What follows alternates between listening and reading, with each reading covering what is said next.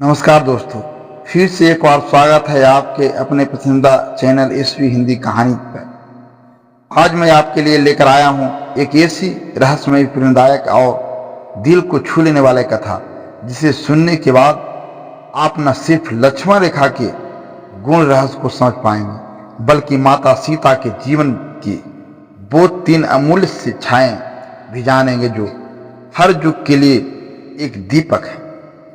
इस कहानी में आपको मिलेगा धर्म, मर्यादा, नारी सम्मान, भाई बहन का अटूट प्रेम और ईश्वर की भक्ति का अद्भुत संगम। तो दोस्तों, अगर आप भी जानना चाहते हैं कि आखिर कौन थी लक्ष्मण रेखा, किसकी शक्ति उसमें समाई थी और क्यों रावण जैसा महाशक्तिशाली योद्धा भी उसे पार नहीं कर पाया, तो इस कहानी को अंत तक जरूर सुनें, क्योंकि आज की कथा आपके मन को छू जाएगी, आपको भावुक कर देगी और आपके जीवन को एक नई सकारात्मक दिशा दे सकती है।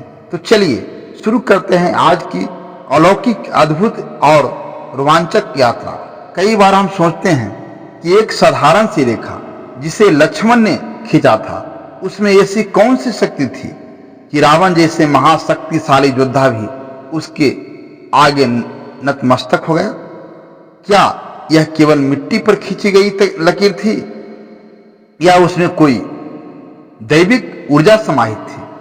दोस्तों, लक्ष्मण रेखा सिर्फ एक भौतिक सीमा नहीं थी, बल्कि वह धर्म, मर्यादा और नारी की पवित्रता की दिव्य दीवार थी। यह रेखा न केवल माता सीता की सुरक्षा के लिए थी, बल्कि हर उस नारी के आत्मसम्मान की रक्षा का प्रतीक थी जो अपने धर्म और मर्यादा के लिए खड़ी होती है। लक्ष्मण, जो श्री राम के प्रति अपनी निष्ठा और भक्ति के लिए जाने जाते हैं, उन्होंने यह रेखा खींची थी। लेकिन सवाल यह है, क्या यह रेखा केवल उनके हाथों की बनावट थी या उसमें किसी अदृश्य शक्ति का आशीर्वाद भी था?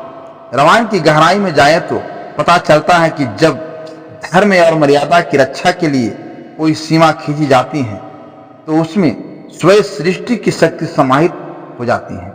रावण, जो वेदों का ज्ञाता, शिव का भक्त और ब्रह्मा से वरदान प्राप्त योद्धा था, वह भी इस रेखा को पार नहीं कर सका, क्योंकि यह रेखा धर्म और नारी सम्मान की रक्षा के लिए की गई थी। कहानी की शुरुआत होती है एक गांव से, जहां एक साधारण ग्वाला अपने परिवार के साथ रहता था। उसके साथ बहुत सी गाय और बछड़े थे, जिनका दूध, दही, घी बेचकर वह अपने परिवार का पालन पोषण करता था। उसकी पत्नी बेहद संतोषी और बच्चों के पालन पोषण में समर्पित थी। लेकिन एक दिन बीमारी के कारण उसकी पत्नी चल बसी। अब ग्वालों के कंधों पर दोनों बच्चों की जिम्मेदारी थी, एक बेटा और एक बेटी।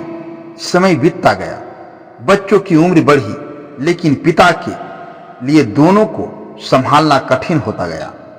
आखिरकार उसने दूसरी शादी कर ली। नई पत्नी को ग्वाले ने बच्चे बिल्कुल पसंद नहीं थे। धीरे धीरे ग्वाला भी अपनी दूसरी पत्नी के साथ ही खुश रहने लगा और बच्चों की उपेक्षा लगा। बेटी घर का सारा काम करती, भाई को अपने हाथों से खाना खिलाती और भगवान भोलेनाथ की पूजा में लीन रहती। भाई बहन का रिश्ता बेहद गहरा था। दुख सुख में एक दूसरे का सहारा, दोनों आपस में बातें करते, मां को याद करते और अपने पुराने सुखी दिनों को याद कर आंसू बहाते। भाई अक्सर कहता, दीदी, अगर मां होती तो हमें इतना दुख नहीं सहना पड़ता। बहन उसे ढाढ़स बंधाती, भैया चिंता मत कर, तेरी दीदी है ना, जब तक मैं हूं तुझे कुछ नहीं होने दूंगी। एक दिन जब लड़का जंगल में गाय चराने गया, तो वहां उसका सामना एक भूखे शेर से हुआ। शेर ने कहा, अगर अपनी जान बचानी है तो मुझे एक गाय या बछड़ा दे दो। लड़के ने विनती की, मेरी बहन के सिवा मेरा कोई नहीं, मैं उसे छोड़कर नहीं जा सकता। शेर ने उसे अगले दिन तक का समय दिया। ताकि वह अपने पिता से पूछ सके।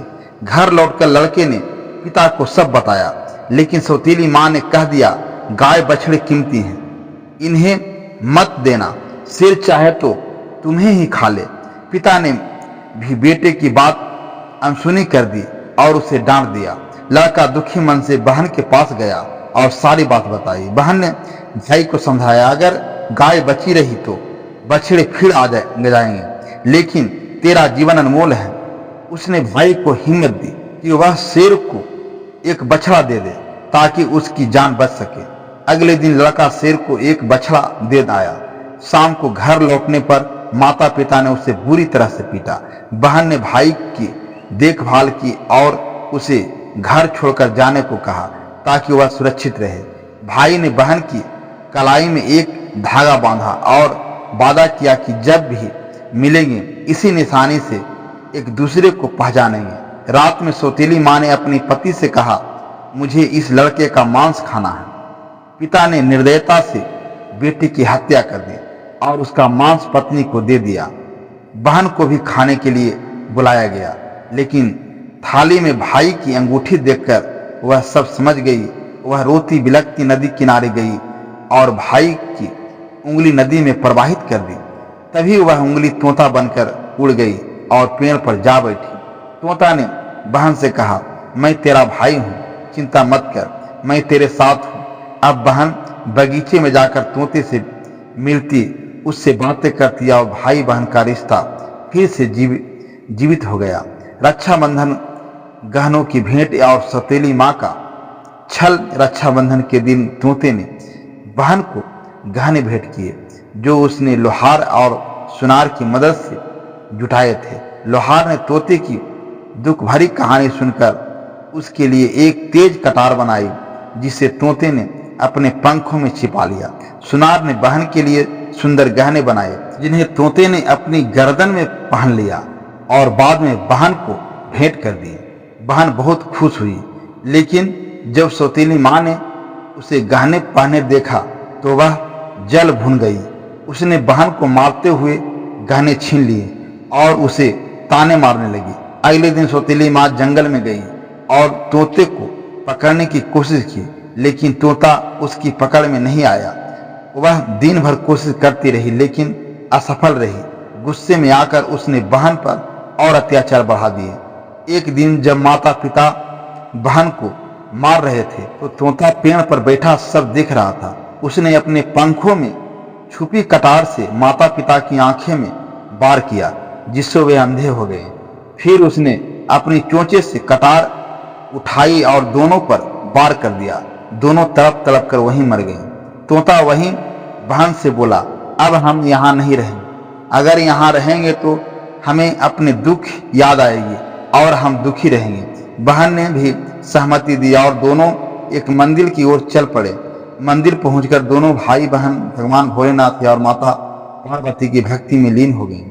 बहन पहले से ही पूजा पाठ करती थी, सोमवार का व्रत रखती थी। तोता भी अब रोज अपने पंख गीले करके शिवलिंग पर जल चढ़ाता। उनकी सच्ची भक्ति और समर्पण देखकर माता पार्वती ने भोलेनाथ से कहा, देखिए ये कितने दुखी हैं, इनका दुख दूर करना चाहिए। भोलेनाथ ने कहा, यह संसार सागर है, हम किस किस का दुख दूर करें। लेकिन पार्वती जी के आग्रह पर भोलेनाथ ने दोनों के सामने प्रकट होकर वरदान मांगने को कहा। बहन ने कहा, भगवान मुझे कुछ नहीं चाहिए, बस मेरा भाई अपने असली रूप में लौट आए और हमें कोई अलग न कर सके। भोलेनाथ और पार्वती जी ने आशीर्वाद दिया और भाई फिर से इंसान बन गया। अब दोनों भाई बहन मंदिर में रहकर भक्ति, प्रेम और सुख के साथ जीवन बिताने लगे। अब जानते हैं माता सीता के जीवन से मिली 3 अनमोल सीखें जो हर युग के लिए मार्गदर्शक है। पहला, प्रेम के समर्पण। अधिकार नहीं, माता पिता ने दिखाया कि सच्चा प्रेम पाने की जिद नहीं, समर्पण और निष्ठा से निभता है। उन्होंने हर परिस्थितियों में श्री राम के प्रति अपनी निष्ठा और समर्पण बनाए रखा। रावण ने प्रलोभनों को ठुकराया, कठिनाइयों में भी अपने पति के प्रति अडिग रही ग्वाले की बेटी भी अपने भाई के लिए निस्वार्थ प्रेम और समर्पण दिखाती हैं, चाहे खुद कष्ट सहना पड़े। भाई के लिए वह हर त्याग करने को तैयार रहती। दूसरा, धैर्य और मर्यादा से संकट पार होते हैं। कठिनाइयों में भी माता सीता ने धैर्य और मर्यादा का दामन नहीं छोड़ा। अग्नि परीक्षा, वनवास, समाज के लांछन, हर परिस्थितियों में उन्होंने संयम और गरिमा बनाए रखी। ग्वाले की बेटी भी भाई की मृत्यु, सौतेली मां के अत्याचार के बावजूद धैर्य नहीं खोती और अंततः उसे सुख और भाई का साथ मिलता। तीसरा, निष्ठा ही नारी की असली शक्ति है। माता सीता की निष्ठा ने उन्हें सतीत्व का प्रतीक बनाया। ग्वाले की बेटी भी अपने भाई और भगवान के प्रति अधिक निष्ठा रखती, जिससे उसे अंत में ईश्वर का आशीर्वाद मिलता है। नारी की सच्ची शक्ति उसकी निष्ठा, धैर्य और मर्यादा में छुपी होती है। अब बात करते हैं उस दिव्य लक्ष्मण रेखा की, जिसे रावण जैसा महायोद्धा भी पार नहीं कर सका।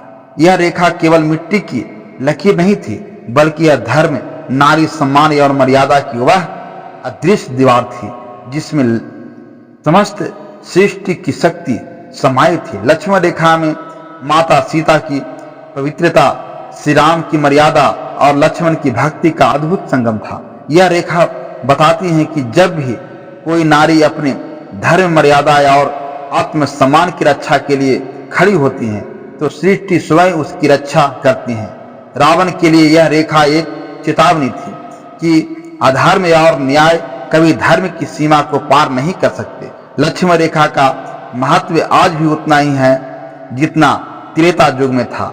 यह हमें सिखाती है कि हर स्त्री सम्मान, हर परिवार की मर्यादा और हर समाज की नैतिकता के लिए एक लक्ष्मण रेखा जरूरी है, जिसे कोई भी ताकत लांघ नहीं सकती। कथा के भावनात्मक और प्रेरणादायक पक्ष। इस पूरी कथा में हमें जीवन के कई गहरे संदेश मिलते हैं। भाई बहन का प्रेम चाहे कितनी भी कठिनाई आ जाए, सच्चा प्रेम और समर्पण कभी हारता नहीं। ईश्वर में आस्था, जब हम सच्चे मन से भक्ति करते हैं तो ईश्वर भी हमारी परीक्षा लेते हैं और अंत में कृपा करते हैं। धर्म और मर्यादा। जीवन में मर्यादा, संयम और धर्म का पालन करना ही सबसे बड़ी शक्ति है। नारी का सम्मान। समाज की असली शक्ति नारी में है और उसकी रक्षा के लिए लक्ष्मण रेखा जैसी मर्यादा जरूरी है। प्रिय दर्शकों, अगर आपको यह कथा पसंद आई हो तो कृपया वीडियो को लाइक करें, अपने दोस्तों और परिवार के साथ शेयर करें। कमेंट बॉक्स में हर हर महादेव लिखकर अपनी श्रद्धा प्रकट करें और हमारे एसपी हिंदी कहानी चैनल को सब्सक्राइब जरूर करें। ऐसी ही प्रेरणादायक, रहस्यमयी और दिल को छू लेने वाली कहानियां हम आपके लिए लाते रहेंगे। मिलते हैं अगली अद्भुत कथा में, तब तक के लिए हर हर महादेव। धन्यवाद।